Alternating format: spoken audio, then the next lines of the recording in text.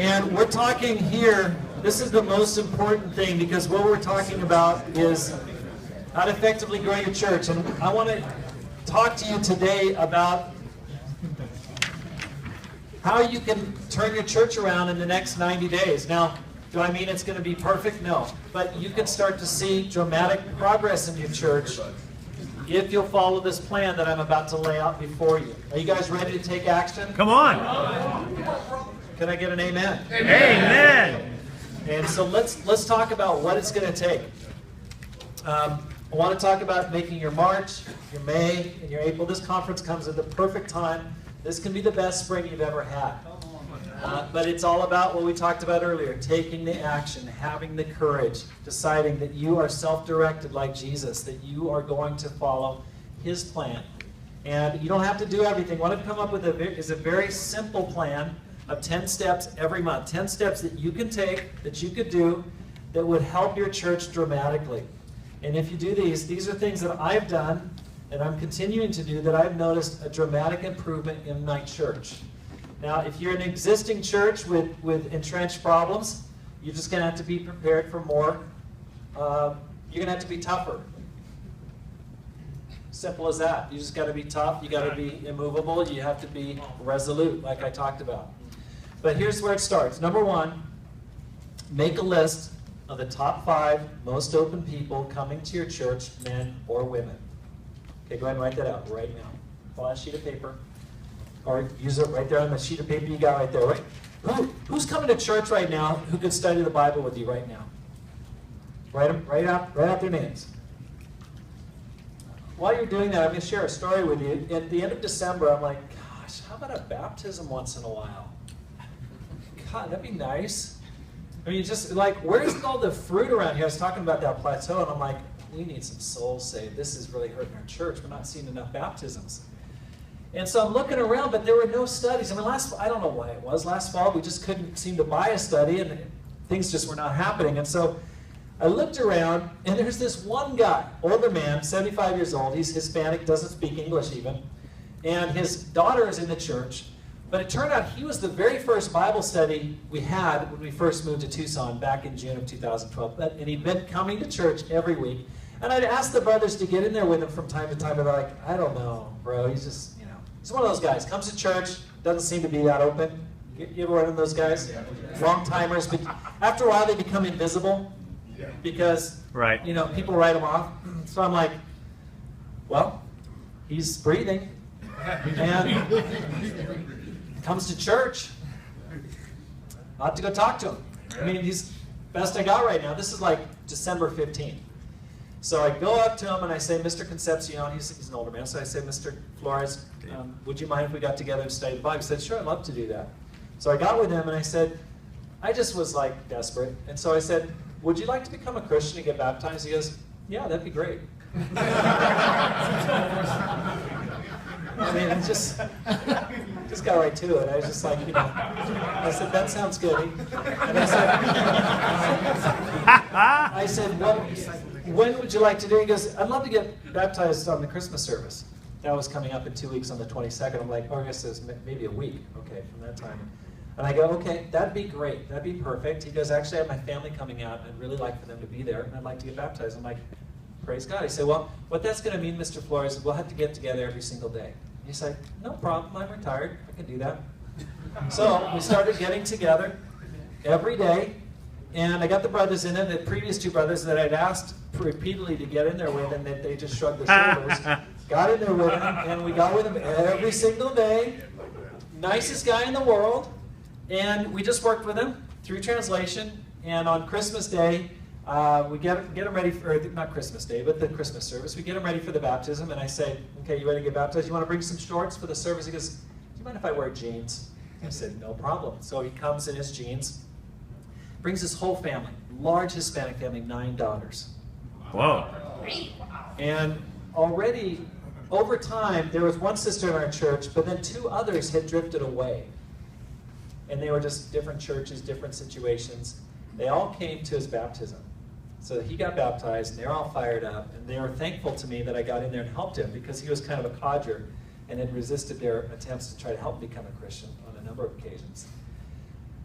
But then what happened was the next month, his daughter, who used to be part of the old Tucson church, she said, I want to be a member now. So she went through the study series and she got restored in January. Then her husband said, I want to be a member. And then he became a member in last month in February. And then another sister who had drifted away, she said, I want to be a member. So then she got restored. Wow. And then what happened was the sister's friend wanted to study the Bible. She got baptized in February. And then the sister's friend had a brother who was as open as she was. And she said, I'm going to bring my brother to church. He brought his brother who had just gotten married.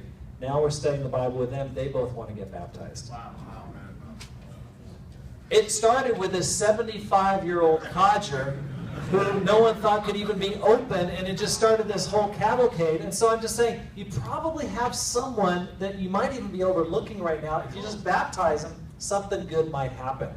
And so start there. Second, start an accountability log to monitor your progress for 90 days.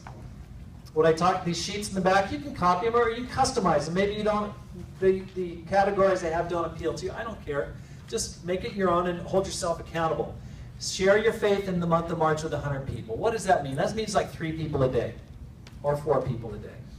You can do that.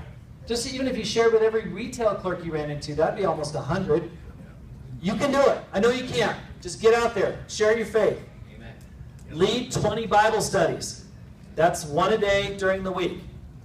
Okay, you can definitely do that. Yeah. Start praying with your wife 3 times a week. You're going to blow her socks off. How do you want to pray? What? With me? Yeah, with you. Like today? Yeah, today. Oh, honey. She's going to go nuts. She's going to go, what happened to you at that retreat? Okay. Immediately, number 7, immediately cut out at least one unproductive meeting and activity. You have some sedimentary layers you're going to have to chisel through and get rid of. Wasted time wasters, cut them out of your church's schedule. Open up time. I know you guys are worried about your discipling times. Listen. Carve out time where you can study the Bible with people and evangelize first. Then squeeze in your discipling times. Because here's the thing I'm seeing. Is you guys are meeting with your people, and here's what you're saying. You're saying, how you doing, bro? Oh, fine, I guess. All right. All right. See you next week. But you're not studying the Bible with anybody. And so that brother, what's he really learning? He's learning how to be inactive. Right. Wow. Come on. As a disciple. Right. And how to talk about essentially nothing. And we got to change our terminology from not just how are you doing to what are you doing? That's a more concrete question that you need to ask. What are you doing this week? Wow. Are you studying the Bible with anybody? Now here's what I've seen. I've spent far more time with my disciples through Bible studies than I did the previous 90 days through D times. All right. Because they're just jumping on board. They're like, can I get in that study? Can I get in that study? They watch me. They learn from me. We have time afterwards. We have time before. I can disciple them. They're moving. There's momentum. I can help them. Discipling is way better. So just try it. You can do it for 90 days.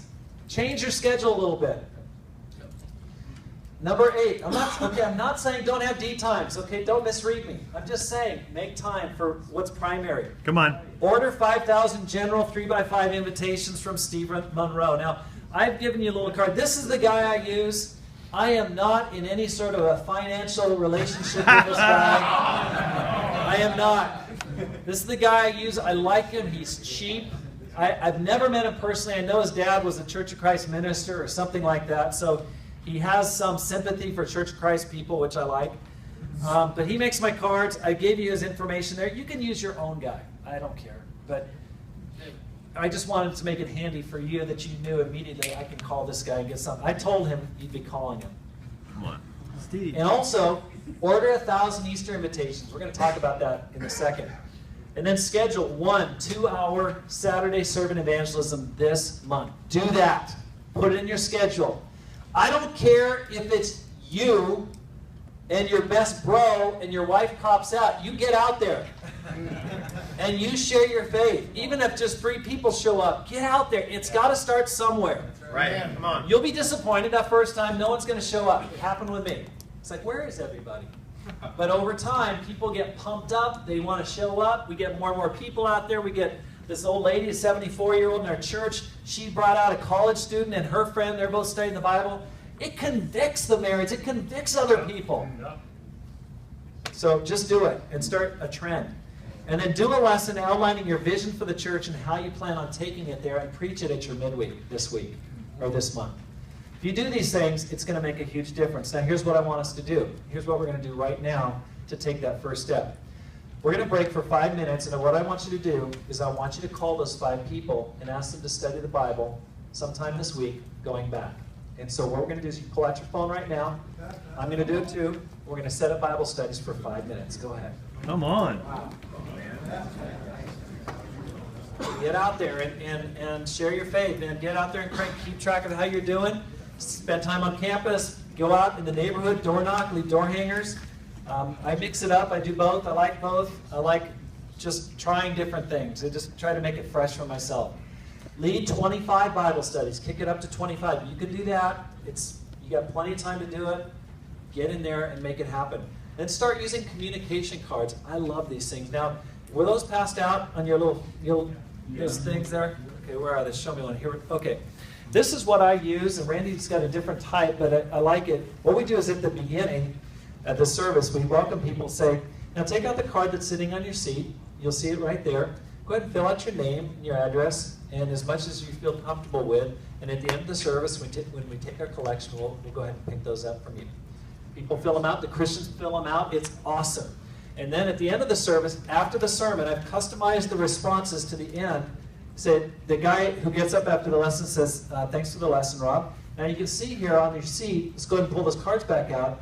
Please check the boxes you feel like you want to respond, whether it's seek God by reading the Bible a chapter a day, or you'd like to set up a Bible study with a person who brought me to church, or come back to church next week and bring a friend. They've also got some other things.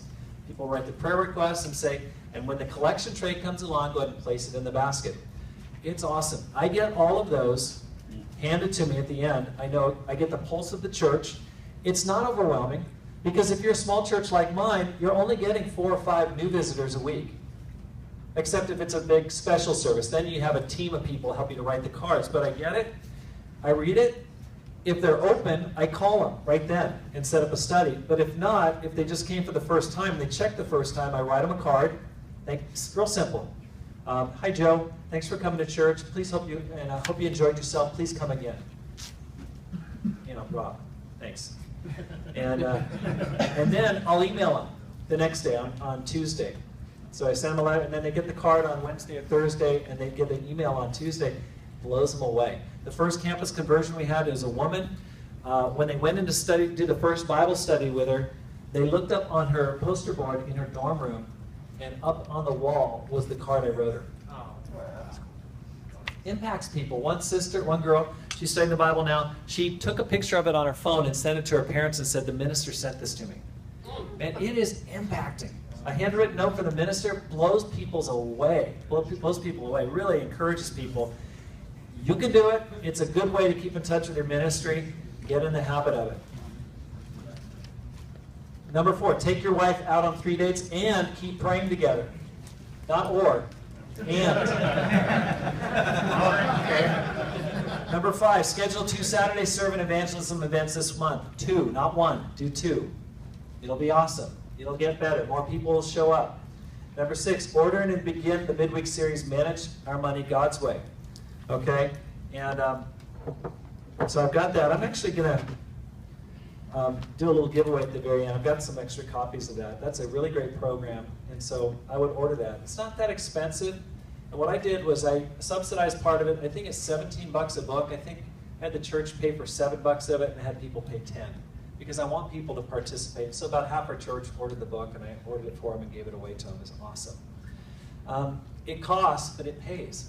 Like you saw there, right. In one service, boom, that paid for the whole price of those books. Wow. Make Easter Sunday, April 20th, your biggest attendance ever.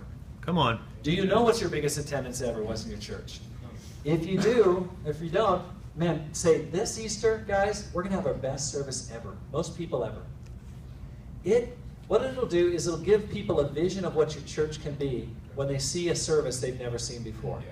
They've got to see it with their eyes. And when you have an Easter service, people want to come to church anyway. It's an easy way to just boost up the faith of your church. So make it awesome. Pass out the invitation cards you ordered the prior month.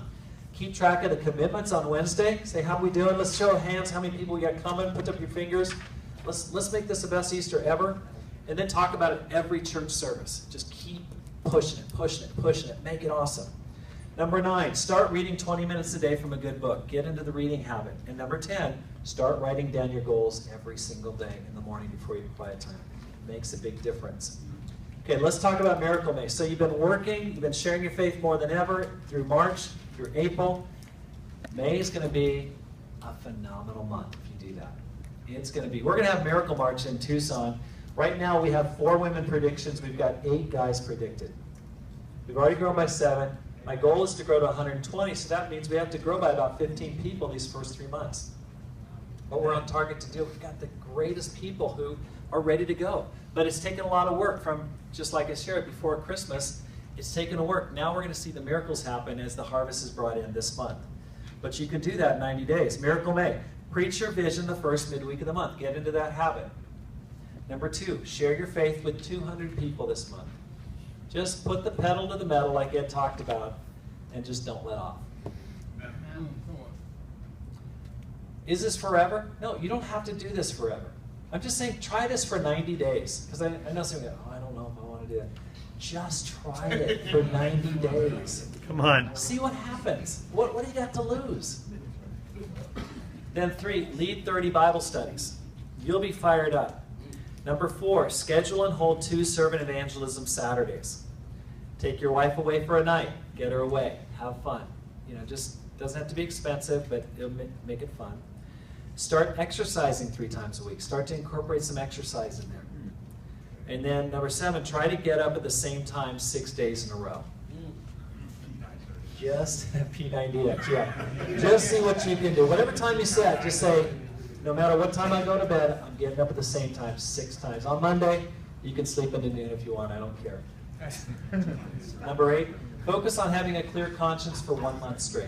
Wouldn't that be awesome? All through May, you're just feeling awesome about yourself. Number 9, schedule a thank you dinner for the top 20% tithers in your church. Have a party for them. It doesn't have to be that month, but at least schedule it, put it in June or something like that, and thank them. And I wrote them a thank you letter, and I placed it at their table, and they really appreciated it. Wow. I shared why I really appreciated them. And then number 10, plan a Memorial Day camping trip to celebrate what God has done. You're going to see baptisms, you're going to see conversions, you're going to see miracles as you begin to effectively grow your church. Thank you very much. Good thing you're on the beach.